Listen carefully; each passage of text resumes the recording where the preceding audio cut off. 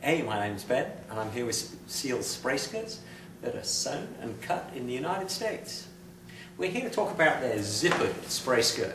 This one is recommended on cockpits that are over 45 inches long. That means that these are not recommended for whitewater. They're very good for open water a little bit, but really protected spots where you're not going to get huge amounts of water landing on the deck.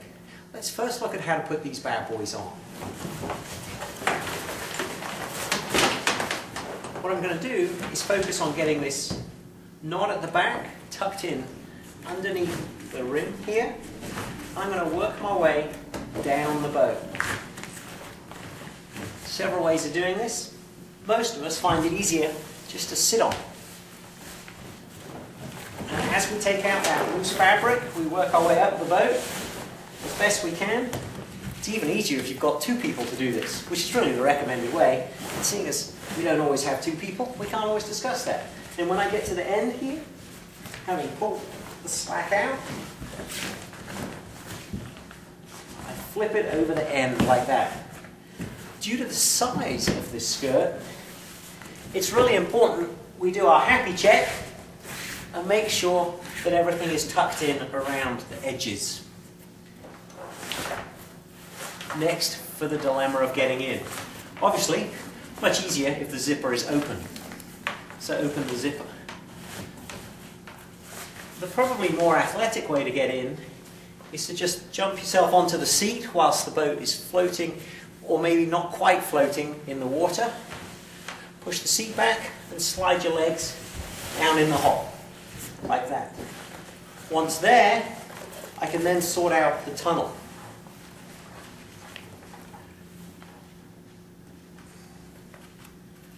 Then, with these groovy, handy-dandy suspenders, I can clip it in if I want and adjust as necessary.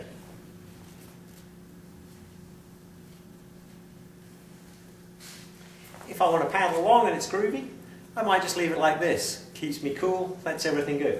If it starts getting a little cooler, or I want to keep the rain out, I just zipper it up and use the snap.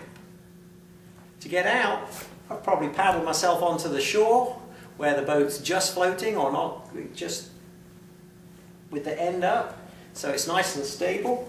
Undo my snap, undo the zipper, take myself out, pushing down on the cockpit, going towards the bit that is in the shallowest water, climb out of my boat. What we're going to do now is look at a couple other ways to get in that works for folks that are slightly bigger or a little more impaired in their movement. A lot of folks like the, I'm going to take this off just for ease so I don't get it all stuck on stuff.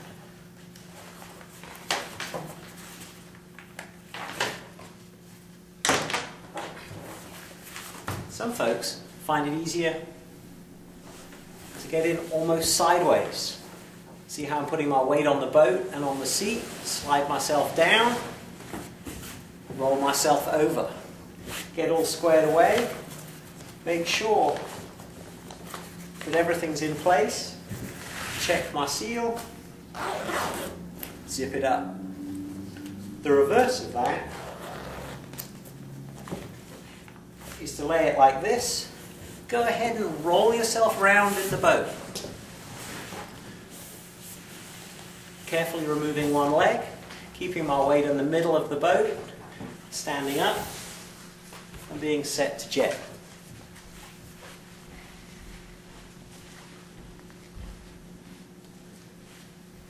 Then,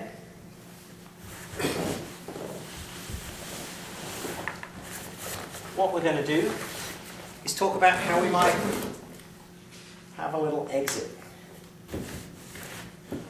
As we said before, these are not designed for whitewater. If you have a cockpit this big, you probably shouldn't be taking it to whitewater situations.